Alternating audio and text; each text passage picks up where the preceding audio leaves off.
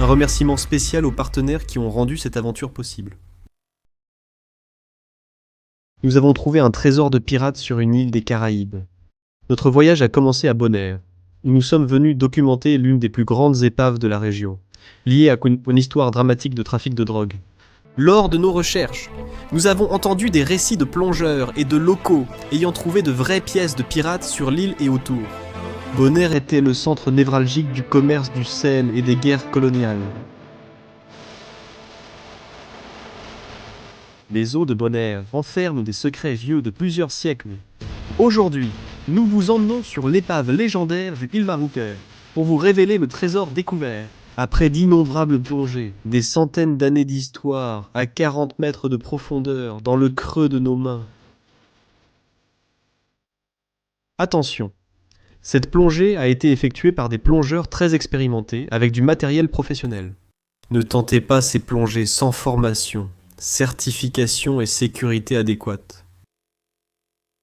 Nous débutons notre aventure à l'école de plongée de Sam à Bonaire après des années de formation technique avec Gué et notre instructeur J-P Bresser. Chaque plongée exige des heures de préparation, de la vérification du matériel à l'installation des caméras. Merci à nos sponsors Elsion pour leur équipement de plongée professionnelle et Santi pour leur combinaison étanche de classe mondiale qui nous gardent à l'aise lors des longues plongées. Une fois tout prêt, il est temps de descendre. Nous commençons cette aventure sur le Hilma Hooker, l'une des plus grandes et des plus fascinantes épaves des Caraïbes, autrefois prise au milieu d'un trafic de drogue illégale. Nous explorerons d'abord sa structure massive, puis, plus tard dans la vidéo, nous passerons à la vitesse supérieure pour chercher un vrai trésor de pirates. Le Hilma Hooker avait déjà connu de nombreuses vies avant d'arriver à Bonaire. Construite en 1951, aux Pays-Bas, elle a navigué pendant des décennies sous divers noms, propriétaires et pavillons, rendant ses trajets difficiles à retracer. À l'été 1984, elle est arrivée à Bonaire, entrant au port en boitant à cause de problèmes de moteur. Les autorités soupçonnaient déjà quelque chose, et en montant à bord, leurs doutes se sont confirmés. Derrière une cloison factice cachée au fond de la cale, ils ont découvert plus de 12 000 kilos de marijuana. Les marines ont pris le contrôle du navire sous haute surveillance. Les ballots ont été sortis, empilés sur le pont et chargés sur les camions. De là, toute la cargaison a été transportée jusqu'à la plage, déversée sur le sable et incendiée. Une épaisse fumée noire a envahi l'île pendant que 12 tonnes de contrebande brûlaient, selon eux. L'île voisine d'Aruba a gagné son surnom de « l'île du bonheur » parce que le vent emportait toute cette fumée au-dessus de la mer. Faute de propriétaire, la Hilma Hooker a été abandonnée sur les quais. Quelques semaines plus tard, il a été décidé de la remorquer hors du port. Si elle coulait là, ce serait une catastrophe pour la bouée de sauvetage de l'île, car la plupart des fournitures essentielles arrivaient par ses eaux. Le 12 septembre 1984 à 9h08, elle s'est brusquement renversée et a sombré dans une pente sablonneuse entre deux récifs coralliens. Accidentellement, volontairement, la Hilma Hooker avait trouvé sa dernière demeure. Aujourd'hui, elle est l'une des plus grandes et des plus célèbres épaves à explorer dans les Caraïbes. Plongeons et descendons dans les profondeurs de l'océan.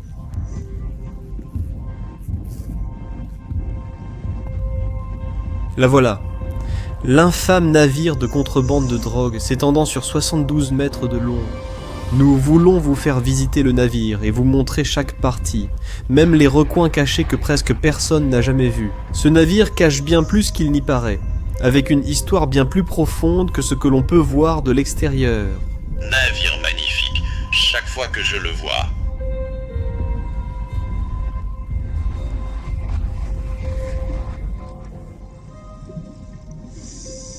Ici, nous nageons près du navire. Nous allons d'abord examiner certains points d'entrée et de sortie trop étroits ou dangereux pour y accéder. Incapable de résister, Sam jette un coup d'œil à l'intérieur. Au fil des ans, Sam a exploré l'épave, identifiant et enregistrant 11 points d'accès. Nous allons vous en montrer un dans la grande cale à marchandises. C'est ici que la cargaison principale du navire était stockée. Il pouvait transporter plus de 1000 tonnes. Vous voyez aussi d'immenses cloisons.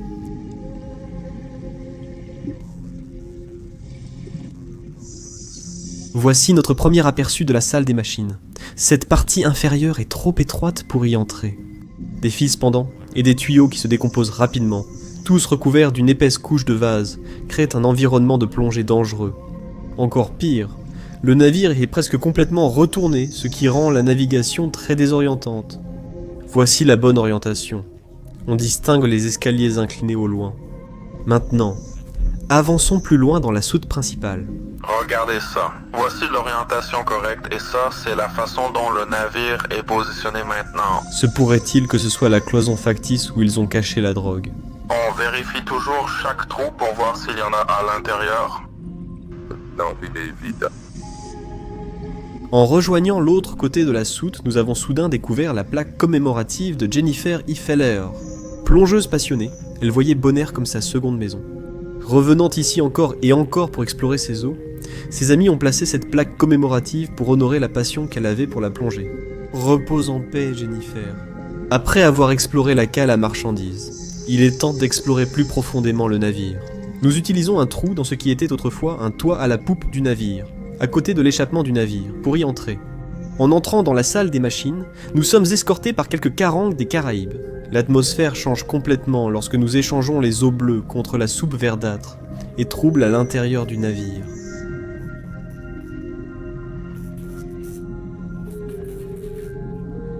La plaque suivante rend hommage à Bobishi, décédé tragiquement en plongeant sur la Hilma Hooker en mars 2002. Nous venons de passer devant le tableau de commande du navire, et nous suivons une porte qui descend dans un couloir mystérieux. La vase épaisse forme ici des nuages immobiles dans la colonne d'eau. L'atmosphère change totalement en entrant. Les rubans blancs fantomatiques sont des bandes de revêtement de sol en linoléum. Nous faisons demi-tour car la vase est trop épaisse, et le passage trop étroit. Ceci était probablement une porte vers les quartiers de l'équipage. Lorsque le navire a été saisi et coulé, tous les effets personnels de l'équipage sont descendus avec lui. Qui sait ce que nous pourrions découvrir en fouillant ici? Mais nous n'avons pas le temps pour ça. Nous sortons de cet espace exigu et passons à la section suivante du navire.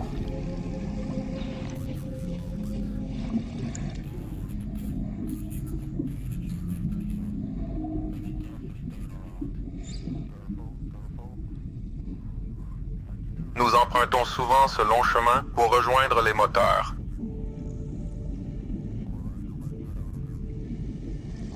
Je vais maintenant me retourner prudemment, puis je vais ressortir et nous explorerons différentes sections. Enfin, la lumière du jour à nouveau. En nageant un peu plus loin, je montre une structure près de la proue du navire.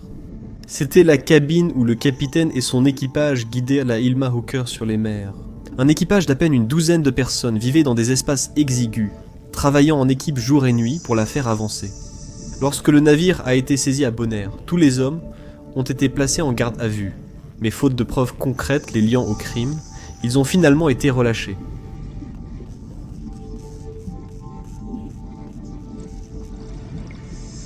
Avant le naufrage, les plongeurs Bruce Bowker et le capitaine Don Stewart ont uni leurs équipes pour garantir une dernière demeure sûre à la Hilma.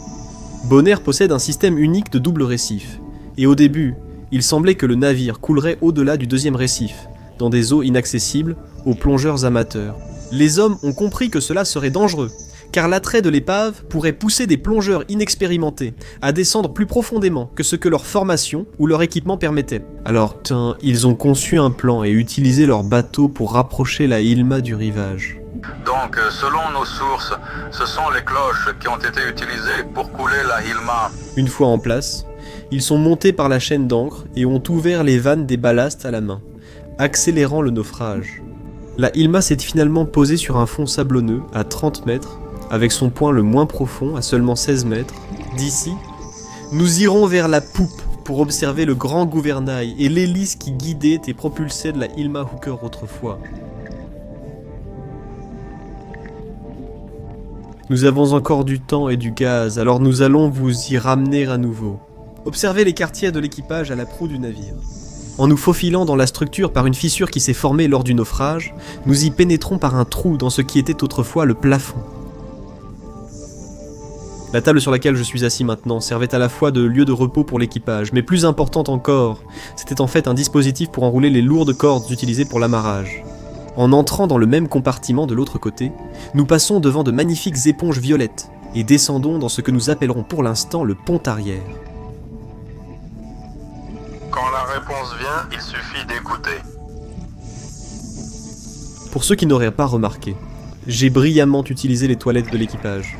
Alors que nous remontons hors du navire, nous faisons attention à ne pas toucher les coraux et les éponges fragiles qui considèrent désormais l'Ilma comme leur maison. Et sur ce, nous terminons la plongée. Sam et moi venons de sortir de l'eau à l'Ilma Hooker. C'est notre dernière plongée ? Sam, je crois que oui. Je pense qu'on a tout récupéré là-bas. On range nos affaires dans la voiture. On est épuisé. Il est temps de prendre une bière ou autre chose. Oui, c'est vraiment le moment pour une bière. Déshabillons-nous et allons-y à fond. L'épave du Ilma désormais entièrement explorée. Nous rentrons à l'école de plongée de Sam pour préparer notre prochaine grande aventure, la chasse au trésor. Et je voulais installer la caméra tout de suite car je viens de trouver cette page. Tu peux la prendre. Découverte récente à Bonaire, ce gars s'est promené avec un détecteur de métaux. Est-ce que nous avons tous trouvé ça à Bonaire ? Oui, tout cela a été trouvé sur les plages et voilà ce que c'est. C'est un réal espagnol de 7032, également connu comme l'une des pièces de 8 que l'on voit dans les films Pirates des Caraïbes. Ce n'est pas la seule qui a été trouvée ici sur l'île. Ce qui est génial avec Bonaire, c'est qu'il y a peu de plages, donc ailleurs cela n'aurait aucune importance. Eh bien, nous l'avons trouvé sur la plage, mais ici, nous pouvons réellement le localiser précisément. C'est comme 40 O, en fait, celui-ci aussi. Ouais. C'est 15 emplacements potentiels où ces points ont été trouvés. Je pense que c'est la zone avec le plus de potentiel, parce que la plupart des navires qui venaient ici allaient au port, et c'était le seul port. Quelques navires accostaient ici, donc ça vaut le coup de vérifier.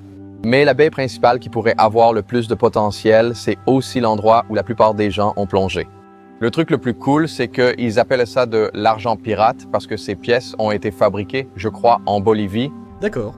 Et beaucoup de pirates volaient ces pièces pendant la piraterie entre le 15e et le 17e siècle. C'était la principale pièce que les pirates volaient, donc c'est plutôt cool, et ils en ont trouvé des dizaines sur ces plages. On dirait qu'il y a une possibilité qu'on puisse peut-être trouver quelque chose comme ça. J'ai déjà beaucoup cherché dans l'eau, mais bon... Je n'ai rien trouvé. Ilma, rien. Rien. Mais c'est très évident parce que c'est un site de plongée très connu. Alors préparons notre matériel et allons voir si nous pouvons trouver quelque chose. Oui, allons-y. Allons-y. Nous sommes maintenant du côté sud de l'île, au point le plus éloigné. Et c'est en fait notre point de départ, d'où nous allons explorer chaque plage en direction du nord de l'île. Nous avons 16 endroits à visiter, et voici le premier. C'est d'ailleurs un site très intéressant, parce que c'est ici que se trouvaient toutes les maisons d'esclaves. Comme vous pouvez le voir, toutes ces maisons jaunes là-bas étaient autrefois les habitations des esclaves à l'époque. Sam prépare déjà les bouteilles. Presque prêt, oui.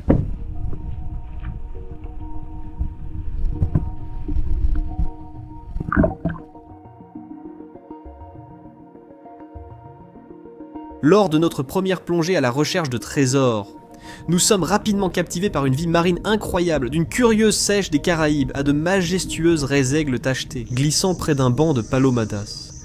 Notre stratégie était de chercher sous les rochers et récifs tout élément inhabituel du paysage sous-marin. On avait entendu que des poissons comme le grand barracuda remontent parfois des objets métalliques brillants des profondeurs, puis les laissent tomber en réalisant que ce n'est pas ce qu'ils cherchaient. Mais alors, quelque chose s'est produit.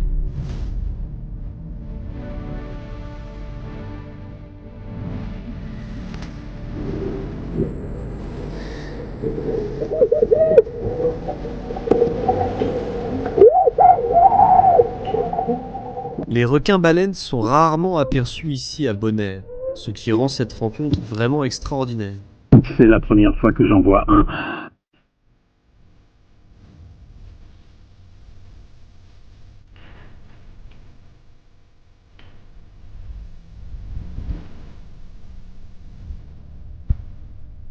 Oh là là, c'est la meilleure plongée de ma vie. Et ils ne sont pas originaires d'ici. C'est une chance sur 1 million. En as-tu déjà vu un? Je n'en ai pas vu, non, jamais. Oh mon Dieu. L'un des plus gros poissons ou le plus gros poisson. Ouais. Fin de la plongée. Il n'y a plus rien d'autre à voir. Maintenant, parlons de ça. Allons au module suivant. Donc, avec ça en poche, mais toujours pas plus près de trouver le trésor des pirates. Nous avons fait plusieurs autres plongées dans le sud sans succès.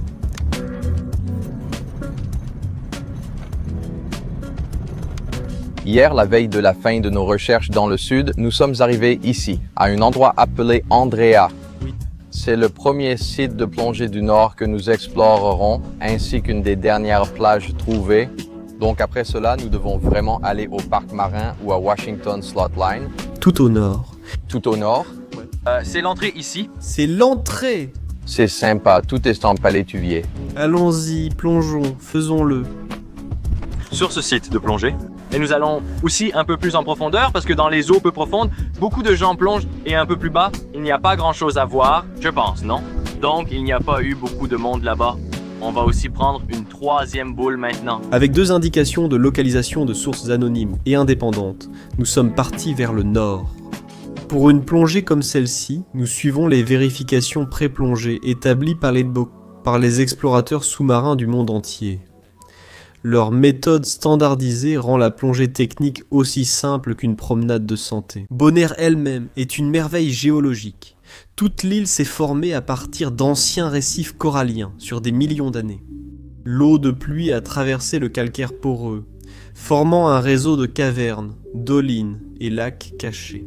D'une certaine manière, l'île est comme une gigantesque éponge parsemée de milliers de grottes sous-marines serpentant entre les concrétions. Dans une de ces grottes, à chauve-souris isolée, nous sommes tombés sur un lac souterrain. Nous nous sommes glissés dans l'eau et avons nagé avec nos tubas à travers ces passages sombres, nos lampes torches projetant des faisceaux sur les plafonds, composés de corail fossilisé datant de dizaines de millions d'années. Le même corail que nous venions de voir en plongée au large ici au-dessus de nous. L'ancien fond marin adhère encore à la roche. Nous ne pouvions pas nous défaire de l'impression d'avoir voyagé dans le passé lointain de la Terre.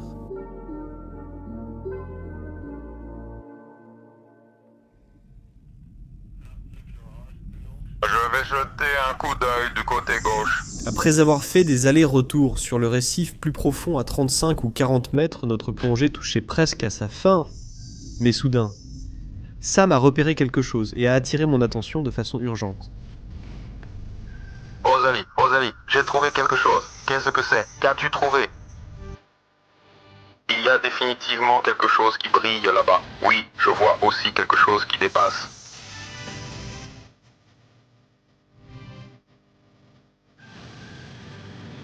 Viens par ici. Prends le pistolet, je pars.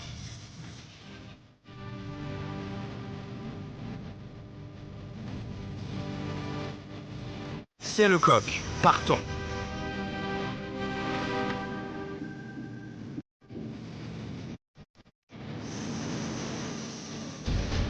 Allons-y, c'est un flicorne.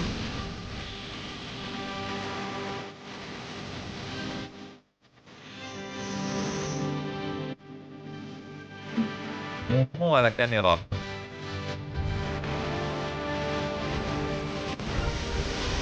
Oh mon Dieu. Oh non, je ne peux pas y entrer.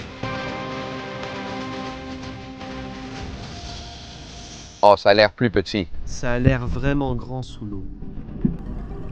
Waouh, il y a même des inscriptions, comme les lumières, etc. On dirait presque du plastique. On peut le sortir de l'eau. Ouais, allons voir ça. Waouh, regarde ça. Les autres sont mentionnés que tu pourrais peut-être lire une date dessus. Mais tu vois quelque chose. Je ne vois pas ça comme des lions ou quelque chose comme ça. Je vois un S sur le côté là-bas. Oui, c'est un S. C'est clairement un blason d'armes là-dessus. Un blason d'armes complet. Je pense qu'on va l'emmener quelque part, non? Oui, il faut l'apporter à un expert local, à l'un de ceux qui nous en ont informés. On en découvre chaque année pour voir de laquelle il s'agit, si elle vient vraiment de Bolivie ou d'ailleurs. Nous savons qu'on les appelle des pièces de pirates. Oui. De vraies pièces de pirates? C'est dingue. Elles ont servi dans Pirates des Caraïbes. Comme les pièces d'APE, chaque pirate du Conseil avait une pièce d'APE. Ça, bien sûr, c'est de la fiction, mais la pièce est bien réelle, Jésus. Elle ressemble aussi à des coffres au trésor de pirates. Ouais. Souvent un coffre rempli de ces choses-là. Ouais. Oui, quand tu en parles, comme un coffre complet, avec tout cet argent.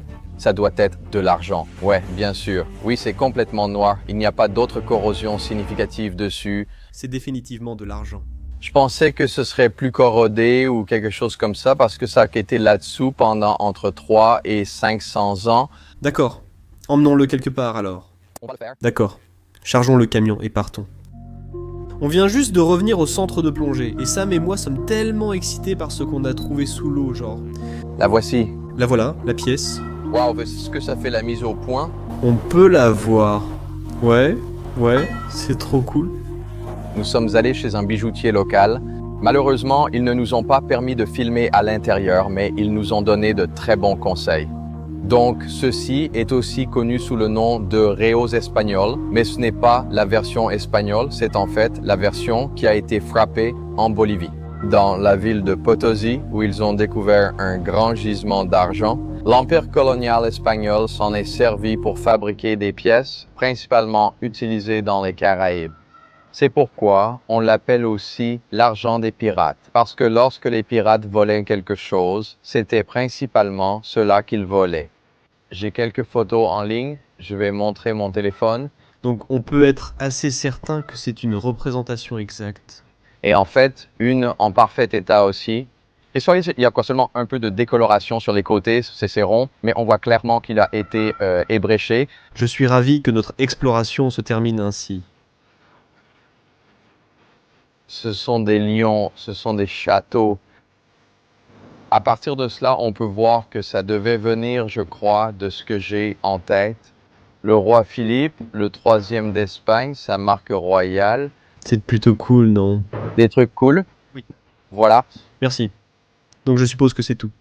C'était notre exploration et j'ai passé un moment formidable ici à explorer Helma. Oh, absolument. Trouver la pièce. Les dauphins, la baleine, les requins. Une aventure folle, complètement folle. Bonaire est déjà super pour la plongée. Ça, c'était la cerise sur le gâteau. Bien joué, passons au suivant. Passons au suivant. À plus tard, tout le monde. Au revoir. Merci d'avoir regardé.